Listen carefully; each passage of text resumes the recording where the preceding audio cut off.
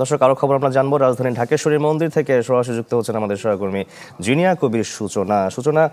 মহালয়ার আনুষ্ঠানিকতার এখন কি পর্ব চলছে? ভক্ত অনুরাগীদের নিশ্চয় ভিড় অনেকটাই বেড়েছে, জানাবেন।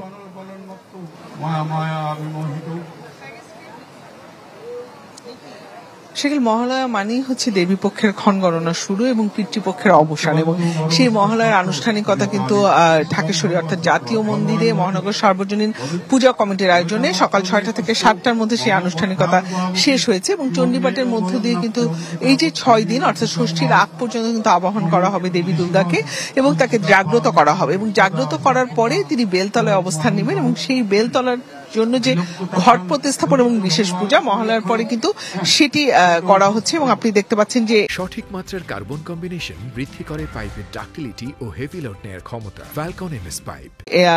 ঢাকেশ্বরী মন্দিরের যে বেলতলাটি রয়েছে তার নিচে ঘট প্রতিস্থাপন এবং বিশেষ পূজা হচ্ছে এবং তার আগে তিল তর্পণ, অর্থাৎ সনাতন ধর্মানুসারীরা বিশ্বাস করেন যে যারা তাদের পিতৃপুরুষ যারা ইহলোক ত্যাগ করেছেন তাদের আত্মা এই মহালয়ার দিনে মর্তলোকে নেমে আসে এবং সেই আত্মাকে স্মরণ করার জন্য কিন্তু তিল তর্পণ করা হয়।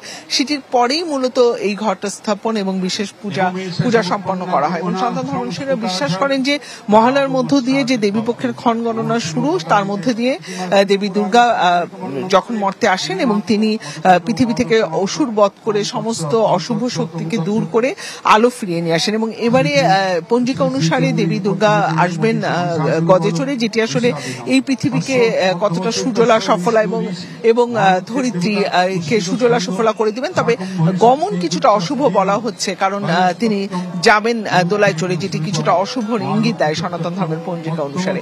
এই ছিল শাকিল এখনকার মতো। চারিদিকে তো পুজোর আমেজ রয়েছেই, ঢাকের বাদ্য, সাথে পুজোর আমেজ, চণ্ডীপাঠ, সব মিলিয়ে আর মাত্র 6 দিনের অপেক্ষা। সূচনা, ধন্যবাদ আপনাকে। দর্শক, রাজধানীর ঢাকেশ্বরী মন্দির থেকে সরাসরি যুক্ত হয়েছিলেন আমাদের সহকর্মী জিনিয়া কবির সূচনা।